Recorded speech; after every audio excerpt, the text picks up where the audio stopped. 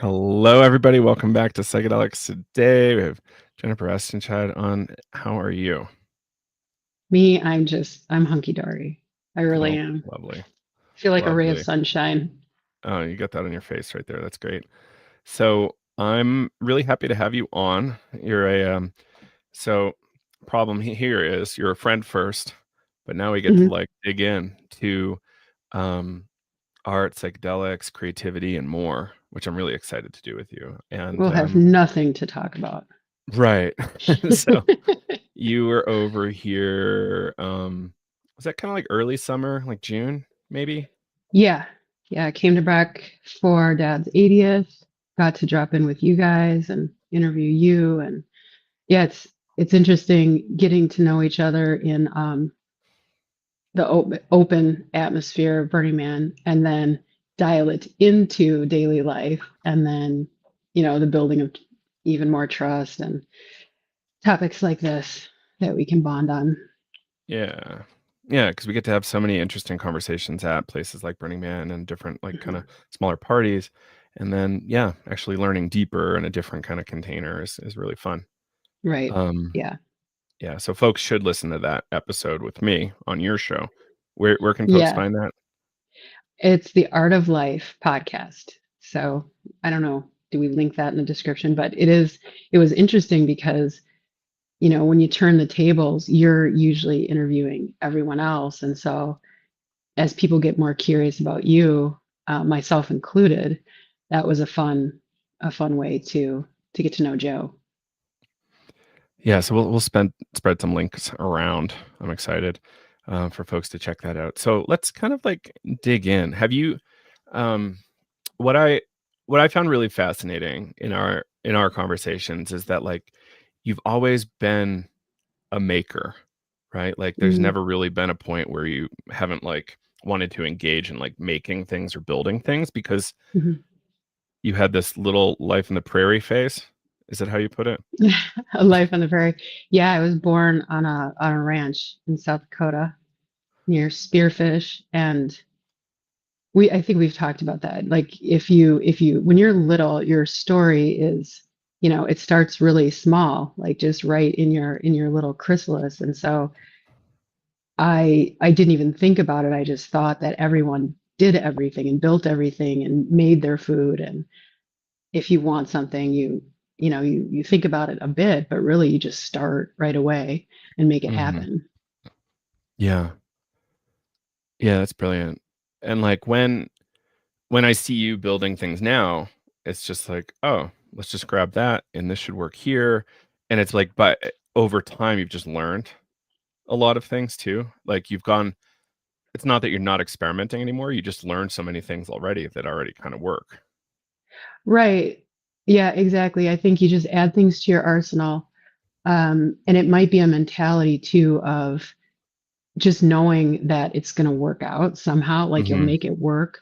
How well it works is kind of maybe the question, or even if you're screwing it up, it's that's going to be a learning experience.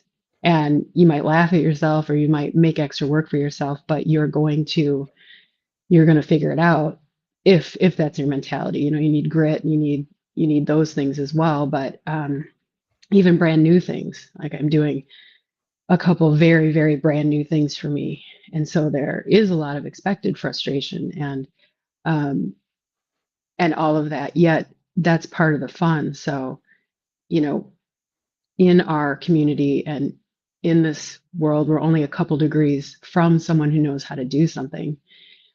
Also, though, well, and we have YouTube and we have, ChatGPT. So things are easier and easier to jump ahead and even leapfrog other people um, that might be perceived as really good at something.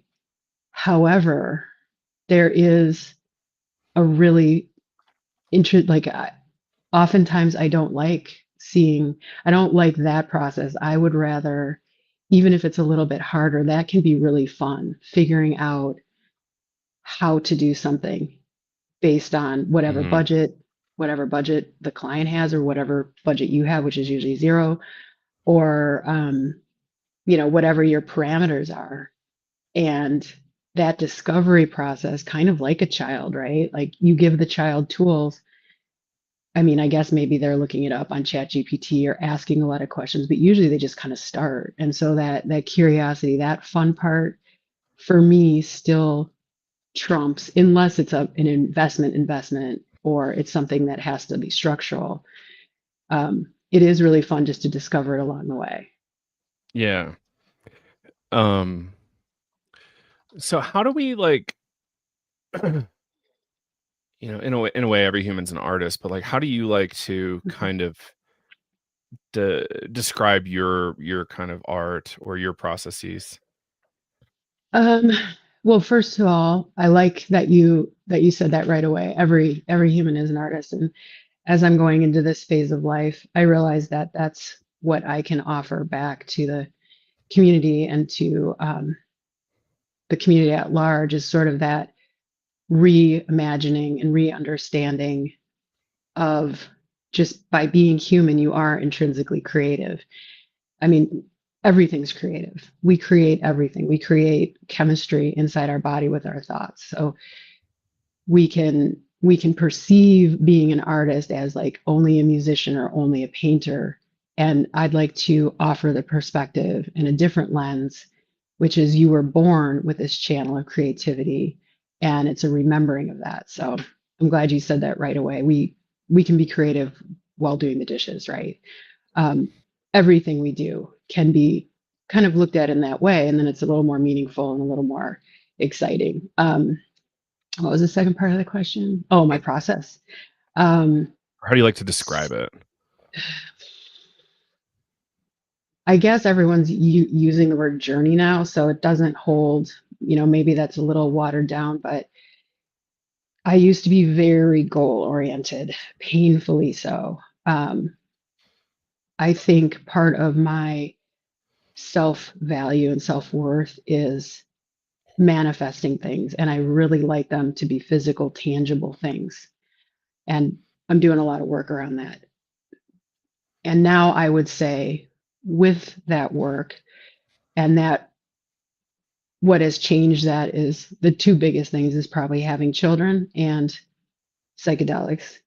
I understand fully, almost fully. Of course, I can always, embody it more, but I understand it's a journey. So my process, it is a journey and it is not at all in a straight line.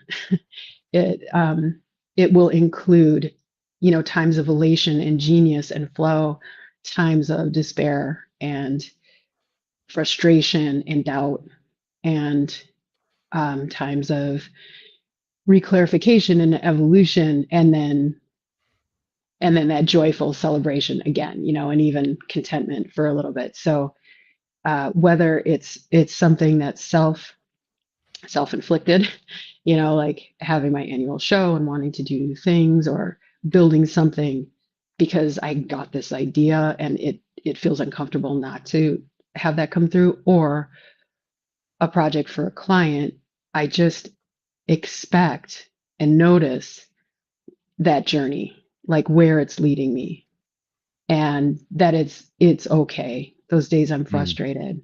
It's just not as it's like 80% as upsetting, right? And yeah. like when I bomb out on something that I think was going to be the easiest part of a project, it's like, huh, never expected that. Well, what are we going to do about it? So yeah, I guess the process is just that. Um, it's going to be a lot of different parts. I try to do most of my research and development, at the appropriate time, which is in the beginning. I think Genesis is really important, like that beginning phase of anything, beginning of a relationship, beginning of, at an event, we have opening circles at any beginning, gathering the right information. When I'm interviewing someone for their art, it's asking all the pertinent things, really getting kind of milking the honey out of everything so that beginning is really going to fuel everything and also set us at least in the right sort of direction. Right. Um, okay. So just to keep people on their toes and make sure people kind of like, coming to psychedelics today are getting what the name says. Like how do you like to talk about psychedelics as being part of a creative process or art or anything like that? So I have never done psychedelics while creating art. I don't use really any medicine other than like, practices like treating my body well and breath work and all these things to get ready for a day of creation. I Yeah. would say that psychedelics for me, and I didn't really start doing them in earnest until I would honestly say after my kids were born. Hmm. Before it was, maybe in party atmospheres, but as far as creativity goes, I see them now as absolutely fundamental. They are one of the things I can't imagine not having as a base for all understanding, I think, and all of a lot of my evolution because of the clarity it gives. Um, yes, there's visions. Yes, there's inspiration. But when I'm clear, I can communicate with, I call them eternal, my higher self. You can communicate with, as you know how it goes, the forest, the entirety of your ancestry, the universe, whatever. And so I feel much, much more clear, much more grounded. I don't sweat the little things so that I think I can branch out further and farther. So to me, that's how they serve all of my life. And if, like we said before, we're intrinsically creative, that serves humanity. Does that make sense? So yeah, the idea is like tapping into sources and Hmm. then, sometimes you'll come out with some really interesting things that you want to work on and choose to Correct. work And on. right, so it could be literal things like I will get a lot of downloads at certain parts of any journey or solutions to things that that are coming through, whether that's a physical sculpture or relationship, and it's also a lot of clearing. So it's a lot of clearing of patterns and pain in the physical, mental and emotional Mhm. realms that did I don't realize till after we're blocking the creativity. So I think, yeah, it's two part. One, you're just getting like all kinds of things can come into you that can move through you, answers and solutions and yeah, literal visions and like, protocols for healing and art. And then also it's if you choose to, use it as a tool for excavation and really resolving a lot of the stories that we have and a lot of the things we didn't know we had. Mhm. Yeah. So that's interesting. So, like, the pain and the clearing of the pain, it's almost like it sounds like what you're saying is kind of like a purification process almost, and, like, through purification, kinda like a little bit of self-discovery too. Um, Absolutely. I think it mm, gives, like for me, each time the last couple journeys have been, my intention was to understand the pain that was manifesting in my body and really get into what that could be. And it is truly physical, but it's based in emotion. So by when you're liberated of those things. So like I'll understand what it was my body was going through, and that may take me generations. It might, resolve certain things in life now. And also it will relieve that emotional confusion and dissipate what's happening in the body. So I'm going to feel better. I'm going to have better conversations. I'm going to be more effective for my kids. It's not a chore, to go this way or that way to whatever project I'm working on and be filled with light, right? Because you're not weighed down by discomfort. Mhm.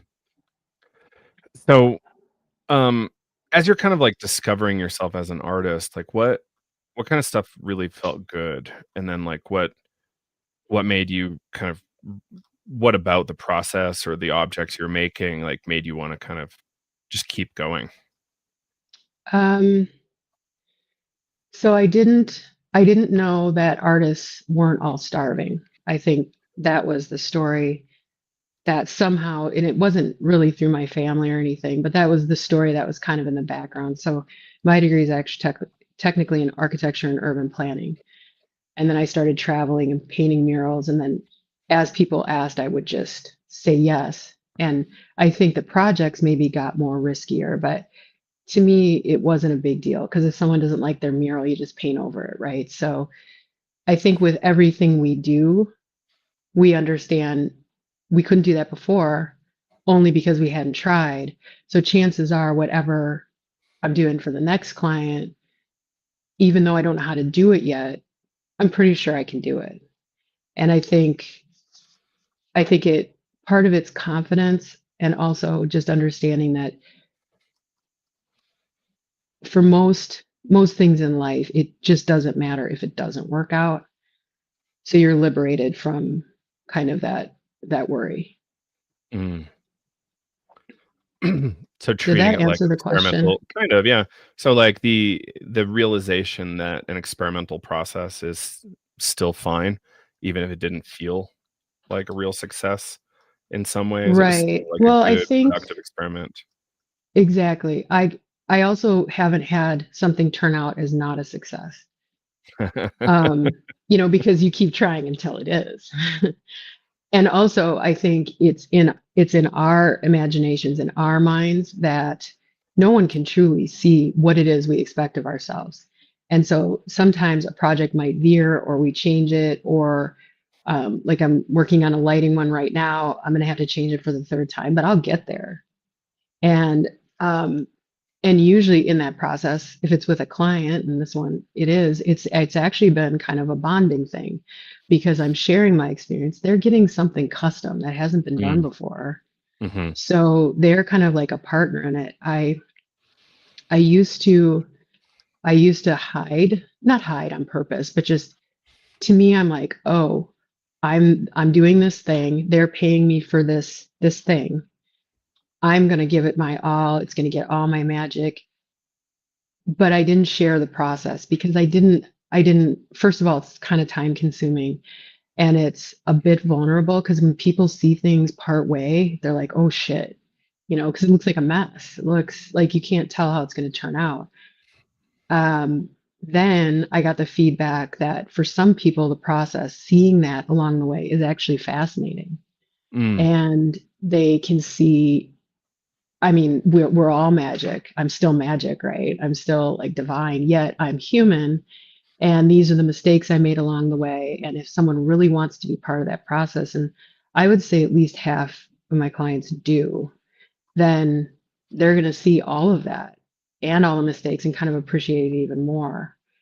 And I would think the big change for me was during COVID, um, when I started sharing live stuff of a big project I was doing. It was a project for myself and for us all, that Oracle deck. And mm, a mhm. friend said, "Why don't you start doing lives? Why don't you start sharing this on Facebook?" And so that was like a big step. I'm like, show the process? That's fucking uncomfortable. And so as I would finish one and do the writing, I would read it and share, and then I realized, oh, this is fascinating for people and it opens up a whole dimension for me.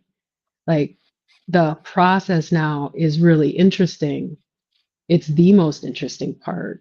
And when you get done, yeah, I'm happy. I'm happy for everyone who's happy about it, but I'm already on to the next thing because it is now really the best part, which is a like in retrospect, that's a big change for me as a goal oriented person. Now just more of a mindfulness kind of middle journey person, if that makes sense.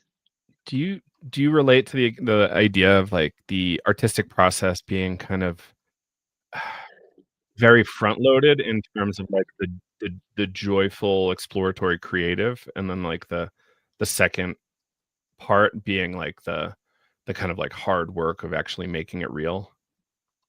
And sometimes that can be a little brutal on folks. Oh, so brutal.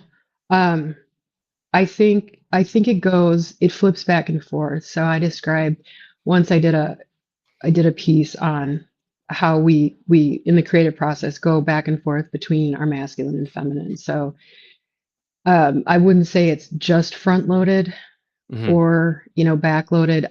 For me it goes back and forth. So Yeah. I'll set the container, I'll get as much of the right information. I'll do the ordering. I'm the container set, I have my concentration, I have my space, I have all the materials in, and then I'll go into the feminine flow and try not to interrupt that. But that's going to hit a wall eventually, whether it's time or you hit a roadblock that you didn't expect. And so then it goes back and forth. So I would say, depending on the complexity of any project, if you front load it right, the second part's going to be less painful. But I do think Mhm. it kind of goes back and forth. Okay. And yeah.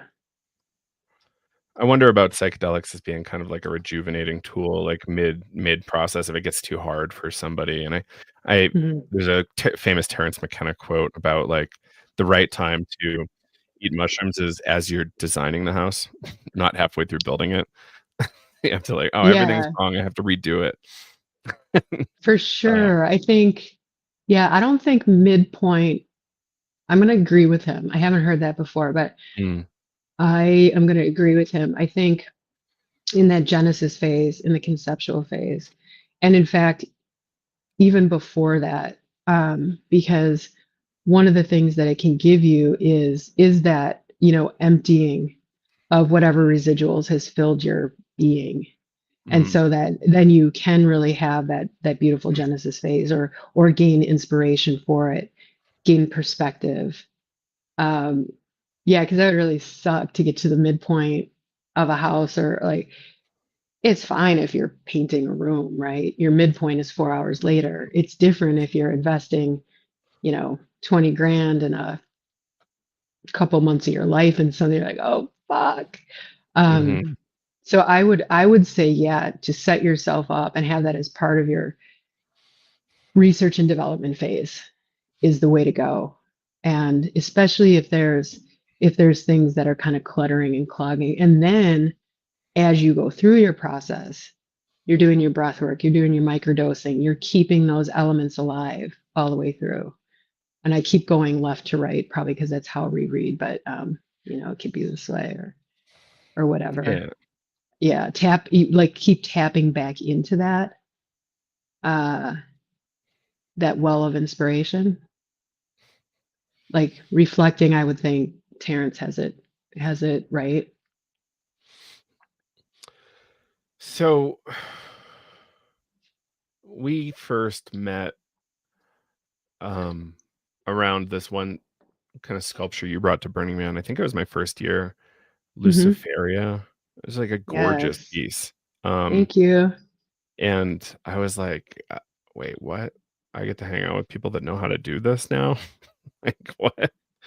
This is wild. Like, can you talk a little bit about that installation and then and talk about like what it was like to bring that to Playa? Sure. I got the download for Luciferia on a flight. Um, Mm, and I think part of being on a flight is that the veil's thin there, but also you're sequestered to a seat. And I like to get the most and the best out of even annoying situations, right? So I like to draw and conceptualize and really utilize that time. And then I'm like, I'm gonna build this. This isn't a mm, commission. I'm going to create this. And it it kind of started speaking to me. mhm, Um, I gave it a personality, right? So Luciferia is the feminine of Lucifer, which means bringer of light, and and obviously was very ethereal and very earthy, and it had symbolism, but it also had this crystalline heart that would play with music and, the symbols of wings and all these wonderful things. And that was one of the first projects where I actually created a page for it, and was involving people in the process, because that's one of the questions we consistently get is like, how did you do that? How long did that take you? It's like, what, a lifetime? I don't know. Um, so it was really fun at first, like the Bringing up a community was photo for people involved. who are watching. Oh, Um, cool. Yeah. So that's really that, yeah, that one, that's on the beach there. So that's at Loveburn in Miami. So creating that and just trusting that the right people would come along at the right time when I needed someone to program it, or, help with the welding or help with files. And, I know all these people already. We have everything we need. The information, the answers are inside of us or in our community. So it was a real opening experience. And then, and I have this whole mythology, like, this is like this being that kind of crashed here on Earth. And I found her, from one little part, kind of fifth element, and now I'm creating her again so that she can interact. And then for the resonance show that I do every year, but how obvious that she should go to the burn. Because there was this interest in the process and the symbolism, and it was, the masculine feminine duality in us. It was just speaking to everyone. So there was a bit of fundraising, and some of our good friends, kind of really sponsored me getting there and style, which was great because that was a hot year.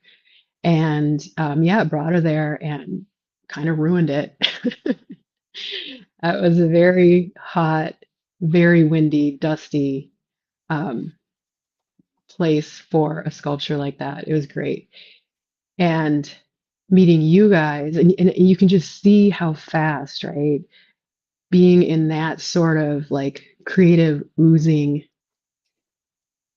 sea of creativity, you see what everyone's doing. No one else has the time for it either. It's not like anyone has any more time, right? We just have less excuses.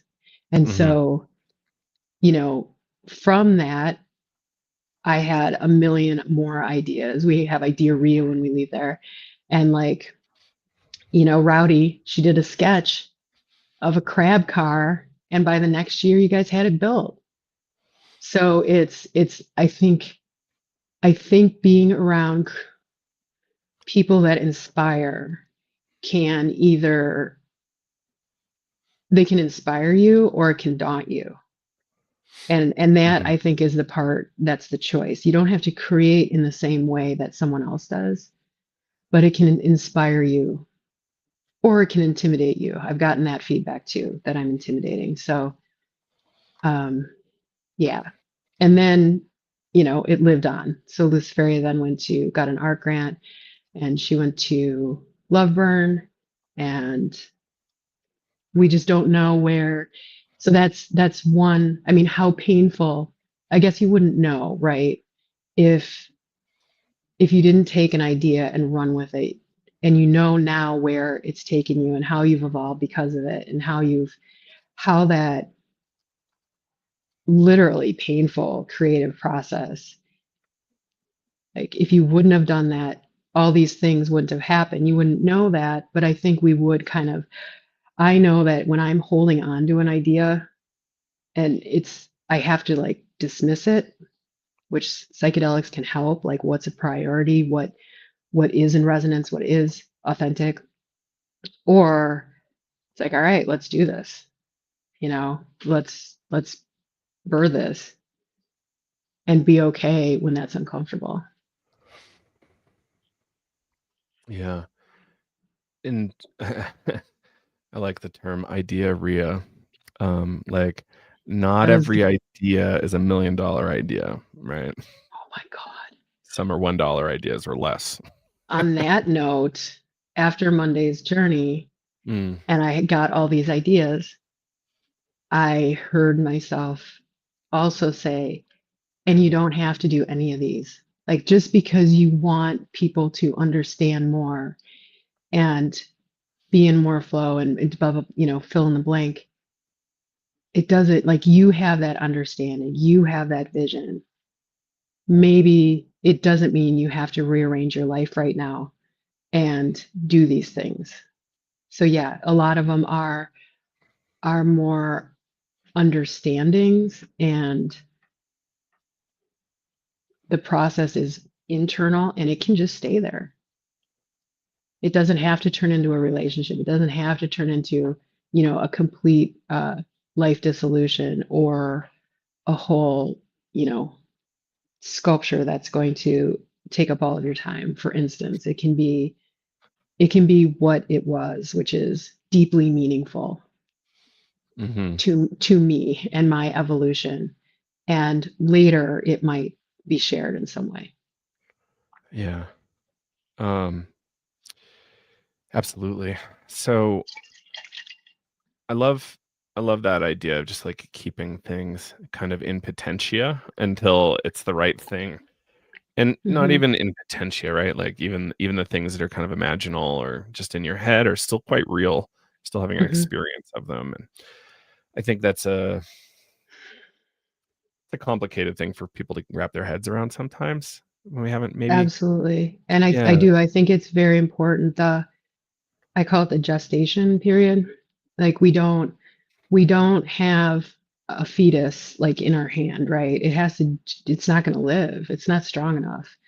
So to be protective of it and kind of let it knock around in dream time when we're exercising and gathering information, and like get it to a, a place where it's a bit more robust, and then maybe sharing it, bouncing it off a few people. The immediate sharing, well, and the science behind that is dopamine. Like, if we throw something out there right away or share it right away, that's your shot of dopamine. And so the chances of you actually manifesting something, it could be health, it could be an exercise program, it could be uh, you know pretty much fill in any blank there. If you just put it out there, you kind of just shot it. And it's a chemical thing in your body. You're not going to have the motivation to maybe see it to the next level. So I do agree with that sentiment. Like, it takes, like, just see a little bit. Um, the place I see that play out most, especially with psychedelics, is in relationships. Like, if something meaningful happens while you're either in the journey or especially right after, instead of integrating it, a lot of so much meaning can be placed on that feeling and perhaps that person or idea that came through you. And you could, you're putting so much chemistry around that and so much imagination, and it just is, this is amazing, this potential, right? And then a year and a half later you're like, that wasn't so, you know and boy, I evolved a lot, but that just wasn't so. That was So I think we all, and I encourage people to, in those psychedelic experiences or any experience where there is a lot of chemistry, like our own chemistry in the body, to take that time to gestate. The word integration comes up a lot, and that just means take some time. Hmm. Because if something happened traumatically wonderful or otherwise at that time, or right around there, set and setting, very important, it can really skew that experience and then a trajectory. So just asking yourself, like, okay, this seems like the most glorious idea. God and angels spoke to me, the animals surrounded me. And I mean, I'm not belittling any of these experiences, right? I've had them. But when then you step back and just kind of let it be and look at it from all angles, it it will calibrate, I think, into the right direction, the right clarity. You'll have that lens, um, because it is so powerful. This is powerful stuff. We are powerful. Humans are meaning makers, and there are some people, the meaning for everything is doom and gloom. Um, for some, everything is light and love. I just point, I mean, look around. Like I love to surround my Mhm. body, my home. Like I see meaning everywhere, symbols everywhere. So I'm very aware, like that's important to me, like, or that's magical to me, like, that's funny to me. That's really fascinating to me. And it's really neat when your community sees the same things. And when it's paired with psychedelics, it can be very magic. And it can also, if you take that and run with it right away, that isn't always the best idea. Right. I speak from like personal experience, it's not, I'm not just throwing that out there. Like, yeah, just date for a while. Right. Yeah. Um, it's like the classic Burning Man advice to not, quit your job or get a divorce within a month or 4 months or something, and, Yeah. um, some people actually need that push, it sounds like, but other people, Absolutely. maybe you should sit tight for a little bit, Right. really carefully consider. Absolutely. Yeah, no, I think it's a good idea to not make any decisions, like big decisions, while you're there at an experience like that, likely overlayered with altered chemistry, psychedelics perhaps, but you're just in a totally different realm. It's so Mhm. interesting, and it people excavate so much, like lifetimes of stuff, programming and everything. So yeah, to kind of sit back and just have some perspective on that experience, what really resonates, and likely it will after a month or two. You'll be like, yeah, I should leave that relationship. I knew that before. Or it's probably a good idea that I go ahead and, fill in the blank, go back to school or Right. get a different kind of healthy. Um, so it can be an inspiration, but I think, yeah, once again, back to the dopamine, like having to bring down an axe on something or, get married. We've seen a lot, seen a lot of that. And it's just placing a lot of eggs in one basket. Yeah. Cool. Yeah. So milk it, integrate. Mhm. Totally. Yeah, and there's just so much, I'm just getting, like, a picture of just, like, holding an egg, and, like, the Mm, more you kind of, like, are sweet to it and nurture it and are curious about it and, like, love it, yeah. there's more that can kinda come. It's like an interesting alchemical metaphor. Hmm. Um, Yeah. hmm, Cause you want it to have, I mean, obviously, if metaphor is like literal, you want it to have some lungs, you want it to be able to survive on its own.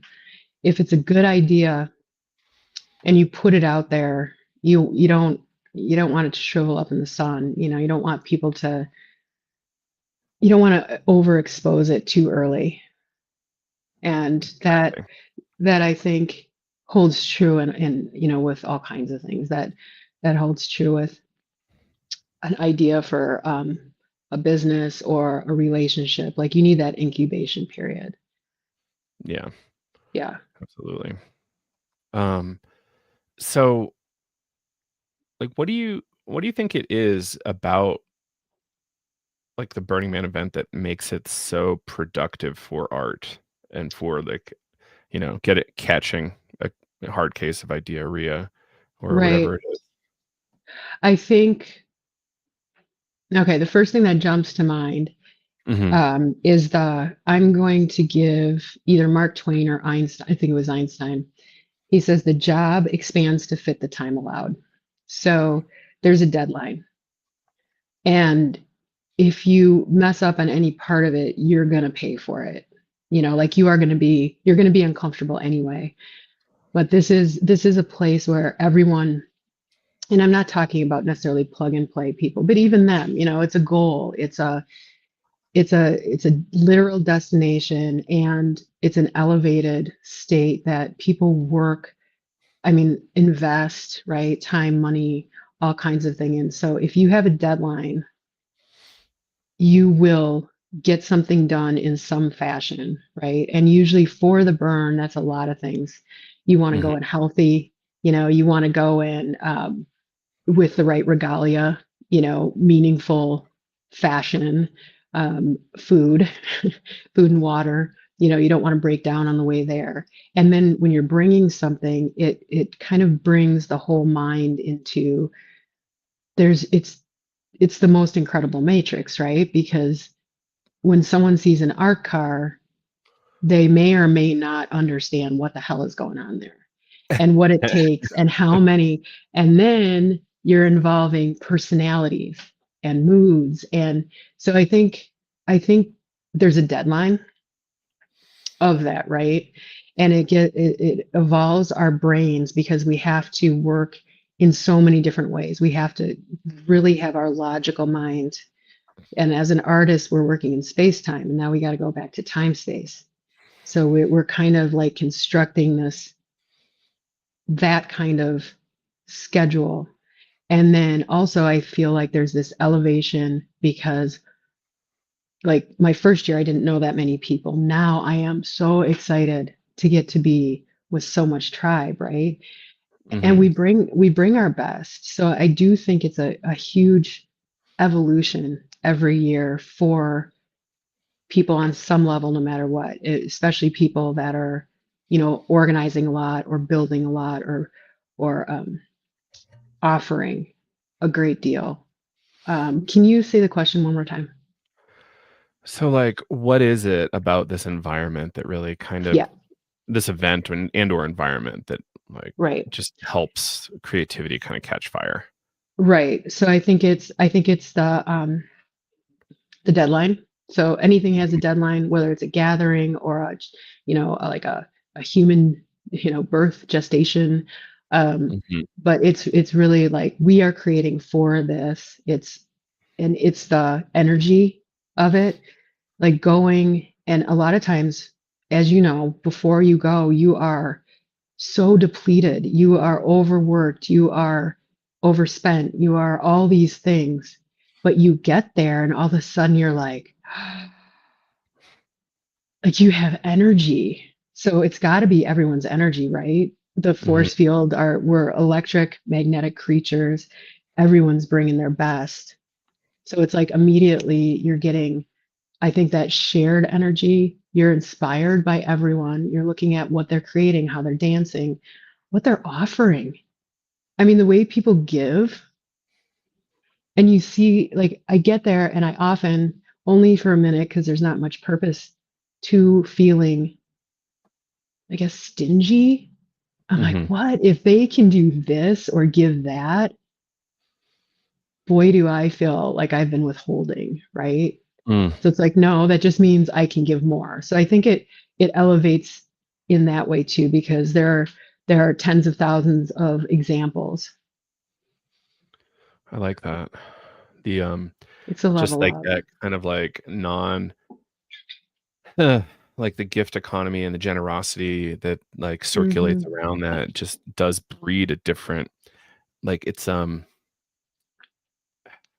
makes you think very differently and behave very differently than you do in the default, and therefore, like, new things can kind of become unlocked is kind of the way I've been experiencing it. Absolutely. Yeah, the visual I always have or often have, and I try to share it as much as possible because you could just stay in that world, live in that, go from burn to burn or Yeah. journey to journey. I I know I chose to be a human because of this experience. So I like the visual of a bridge, and I Mm, have one foot in each. Like, how can I transmit as much of this um, hard earned, I would just say hard earned flow and bliss and creativity mm. into this world and share that in an unobtrusive way for like the evolution of all of us because most people can't, I shouldn't say can't, most people aren't experiencing, let's say, the burn or the psychedelic or that kind of heart liberation, Right. and like literal and metaphorical expansion. So how can we we are the bridge. And so I just remind myself of that. Like, this doesn't have to hurt. This can be just as magic as that. In fact, obviously, in a comfortable studio, it's a lot easier than, in some harsh conditions. But I think it's pretty cool to bring it back, remind, I remind myself, like, no, we're here all the time. And interestingly, we can do that. Like, I do that every morning in breath work, and it's the same thing with microdosing. It's Mm, just reminding yourself that this this is reality. Being seeing fractals in empty space. That is actually, we're probably just seeing what's actually there. And we just don't have the bandwidth to always see the magic, right? We're producing, we're raising families, we're working, we're doing all these things, but with by being that bridge, by having one foot in either, I think we can be the conduit for, hopefully, also unobtrusively, which I think is really easy right now with mhm. social media. You know, you're just offering. And if it comes across to someone, that's great, because man, wouldn't it be an interesting world if everyone had that kind of open heart and those kinds of experiences that are not easy, but I'll say profound. Yeah, radically novel, different. So Yeah. many things there. Yeah. Mhm. Um, and there is a psychedelic element too, right? The psychedelic kind of potentially adds a trickstery thing, adds a Mm, novelty thing. yeah. Um, yeah. And I will have to say, well, there was that time at the last burn with you, but other than that, I don't do psychedelics that much anymore at a burn, or, to be honest, outside of what I call a journey, like, Mhm. Can you talk here about for that? now. Why Yeah. do you like to do it that way? So at this stage, and this is only right now. Yeah. Um, so I used to do, your acids, MDMA, um, mushrooms in public situations, knowing very and natural situations, knowing that set and setting and who I was with was very important. Like, Mhm. we should just lay that out right away. Like, that is always probably your, like, how you're centered and what's going on internally, but you're set and setting and who you're with. Like, it may seem obvious, but it's worth saying all the time. um and and that can be really, I mean, obviously it's super fun and it can be very bonding. Yeah. I've been, for the last couple years, doing seasonal journeys, and those are solo, and they're very deep, and they are for, um, I guess I'll just, like, expansion, dissolving, programming, and also healing. So that's been kind of my focus for it's like medicine right now. And then I think it'll be wonderful to reintegrate that again into, select situations. Hmm. The veil's so thin at a lot of these, I will just say, like, meccas for creativity, right? The veil's already so thin, and there's all kinds of stimulants, and there's all kinds of things that do different things. Um, Given more time, I'd probably be like, yeah, let's really go for it today, like, with a select few. So were And you only a few weeks out from your most recent? last Monday, the equinox.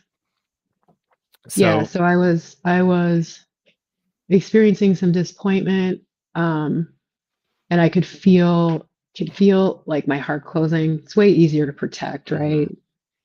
And I'm like, no, I don't want to do, And then I realized, wow, it is actually equinox, and this is the right time. and I had a week where I'm just going to be working mostly. And so I would have time to integrate. So yeah, last short of 2 weeks ago. And so I had a number of people in the psychedelic space start like wagging their finger at me because I was joking about eating some mushrooms for the eclipse, which overlapped with the equinox this time around. Yeah. And I'm kind of curious from your perspectives, like what felt like, did you feel anything that was kind of eclipsy? So once again, we're meaning makers, right? Right. And I think it's whatever you feel about it. I like I place meaning on those things because it's fucking cool. I mean, any eclipse is like I know that people used to sacrifice children because of it. You know, they didn't have the information. It was used as a mechanism. So what else don't we understand? You know, so I look at it in that way. I look at it like the equinox.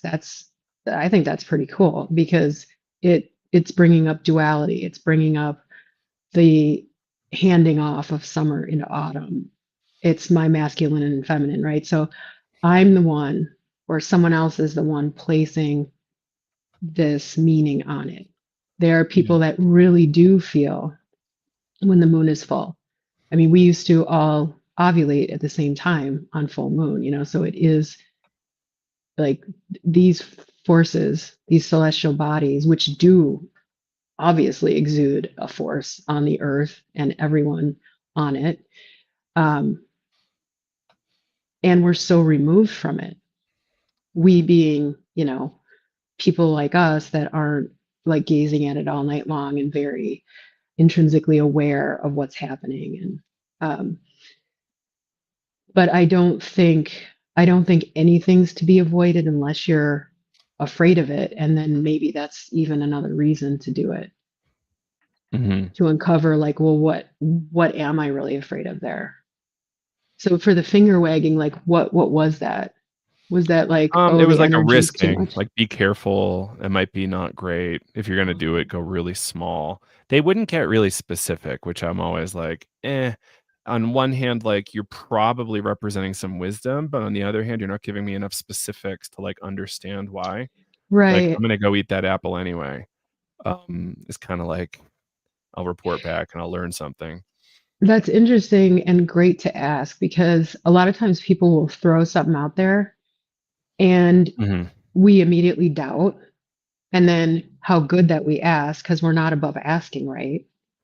Well, I'm not as smart as I think. I don't know about that. Can you explain a little more so I can make an informed decision? Yeah. And then they can't answer. And it's like, well, what the F? Like, Right.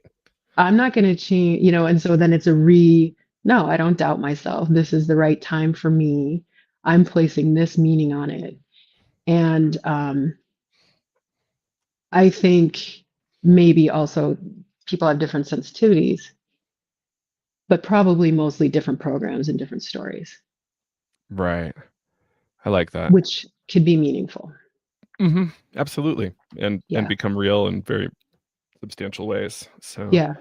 like, it's yeah, like, the degree to which we can kind of, generate effect from things that don't exactly feel, like, real in a certain sense Exactly. is a little silly, and Well, and then substantial. pass them on, right? It's interesting Mhm. how that can get passed on.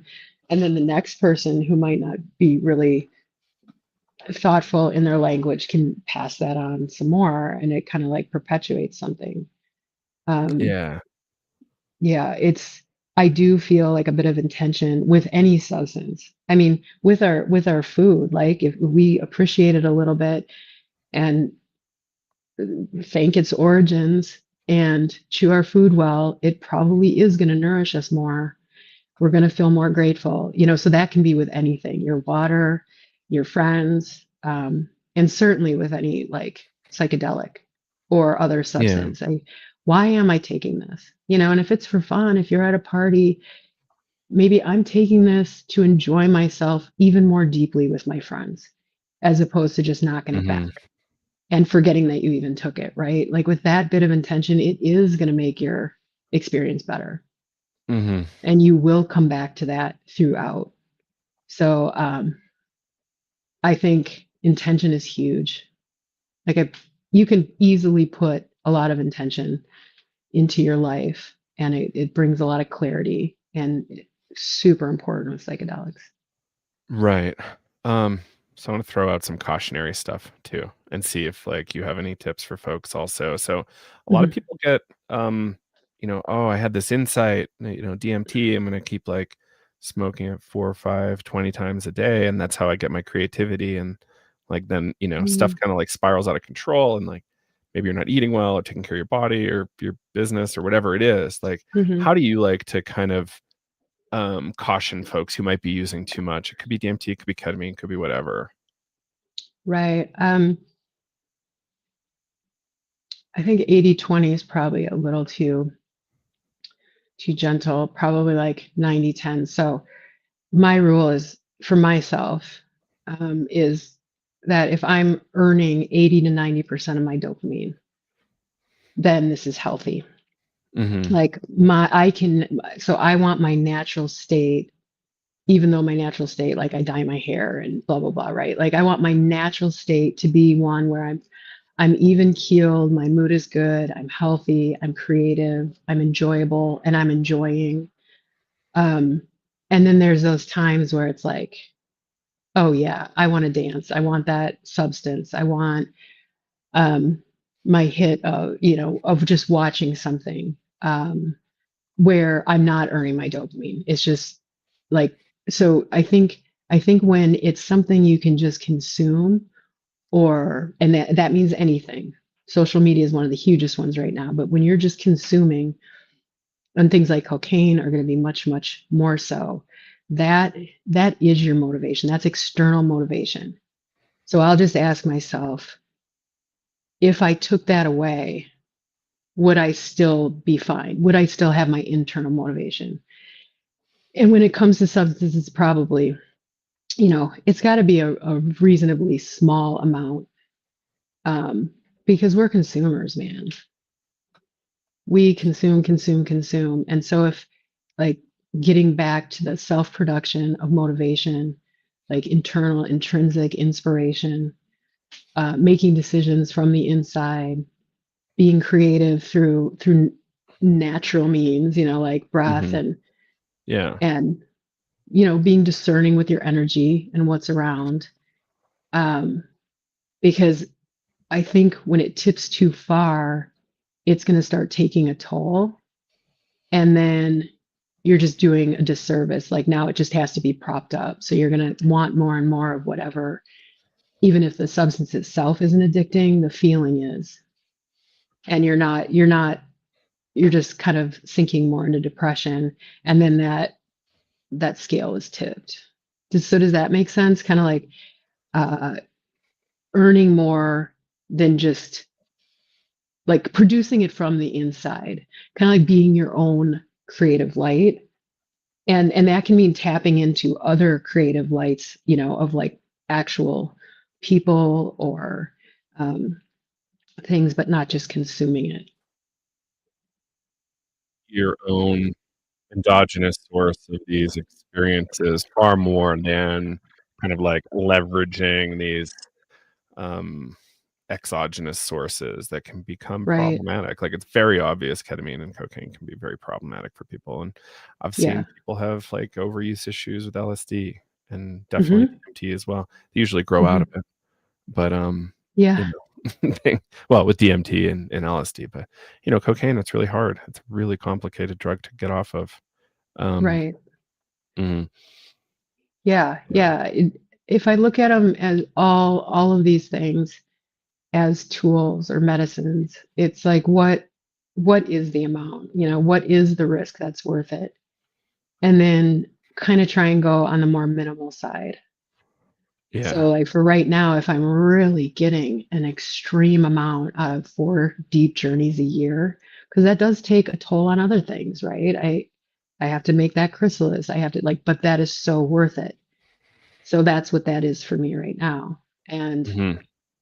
if there is, yeah, like an overconsumption, then maybe there's just a period of weeks where there's no consumption. And then that balance kind of comes back. So I think we've all known people who go from medicine to medicine to event to journey to, but they have no way of bringing that into and harnessing that Right. for personal health or for personal happiness or for their relationship or their work. Not that you have to do anything, but yeah, if Mhm. you're just kind of depleting your resources as opposed to, like conjuring them, then it's starting to be a problem and it's going to take a toll on you and everyone around you. Yeah, absolutely. Um, cool. So what did we not touch that you wanted to maybe get into today? Oh geez. I don't know. It's interesting when we talk, you almost forget what you've talked about and because Yeah, it's so nice just to be really present. yeah. Yeah. Um, I mean, I do think psychedelics and creativity, people understanding that they are creative or how can they awaken that again? Not that psychedelics are the answer, but that this can happen. mhm. And it's a pretty beautiful journey. It doesn't mean it's easy or easier and to have some intention. That's a point to drive home for sure. But it's important that people understand not that if there is fear around it, that's something to lean into and to kind of take back that ownership of your divinity, of those powers to manifest. Yeah. Yeah. Um, yeah. So this is like part of a series that I'm hoping to kick off around art, creativity, Mm-hmm. psychedelics, because there is an overlap and like there is a certain kind of Mm-hmm. like really healthy flow, sometimes unhealthy flow, but whatever is happening, there is some sort of flow Mm-hmm. and like new things coming through. And Yeah. I appreciate that, artists are willing to do that.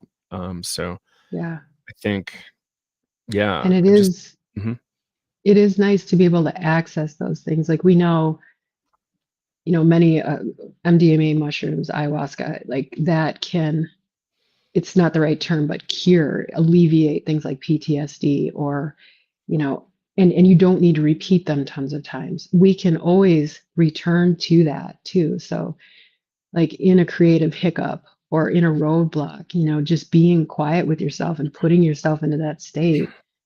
Like it's something that's like forever giving. It's like a cornucopia that you just open and that you mm, can tap into. So um, it's nice to speak that out loud and remind, because I'm reminding myself, like, yeah, sit down, do some breath, put yourself in that state you were in when you were seeing that vision and you mm, had that energy moving through you, and it's yours again. yeah, I love that. Hmm. Yeah, it'll be Um, interesting to see what psychedelics have done for other artists. You can often, I've noticed, um, when I'll have shows of a certain type of my art where it is very symbolic and there are these intrinsic patterns that come out, my spin on it maybe is a bit different, but people know. People that know, right? They're like, oh, was this a vision from Aya? Or, because the different medicines kind of can produce different patterns and things like that. So right. it is also tapping into this universal brain, the neural networks, the things that are imprinted in our DNA. I mean, they really are. Like the DNA in a human body is the exact right amount to fit all the information from the entire universe. And Yeah, so, like, we all do share the same patterns and the same art, if you will, visual or energetic. And so to be able to tap into that in different ways and see what happens is it's pretty dope. yeah, right. It's gonna be really curious to see. Um, Yeah. yeah. So, Jennifer, thanks so much. Where can people find you online? I have a website for my custom work, and that's thesomershow.com. And then like Instagram or whatever. I'm excited to dive back into the podcast. That's the art of Mm. life. And And that's it's over on YouTube important. primarily? Yeah, that's on YouTube Okay. right now, and it's an offering for the questions that I get most, like how, how is it you can be this productive, or how, about health, about creativity, all these things. So kind of putting them, interviewing people on these subjects, and then also just offering what has worked, like what I've studied, because I believe like this life is our canvas, and Mm, if we're intentional about it, it's going to be what it is we want. And if we're not, it can feel very haphazard. So that's that's kind of my one of the ways I want to be able to offer the wisdom that's come through me, and some of it's been hard earned, to as many, anyone unobtrusively that wants it. yeah. Um, so thank you again, Yeah, this is for great. doing this, and, yeah, can't wait to see you hopefully the next month or 2 or whenever we get the Yeah, opportunity. So, yes, all um, the things. yeah, Yeah, thanks for and having me. It's great to help people, understand how these tools can work yeah, and and let's heal. create more, everybody. Art, art, art. Yes. Yep. It's, Everything is our life, is our this yeah, meal, like, the space, your workflow, a walk. It doesn't have to be like I think it can be really daunting, but when you start out with, yeah, this is a lens for everything, then it's not as hard to bite off some of the bigger creative things. yeah, exactly, exactly. Well, thank you so much, and, For sure. can't wait till the next time. Okay. Until then, bye-bye.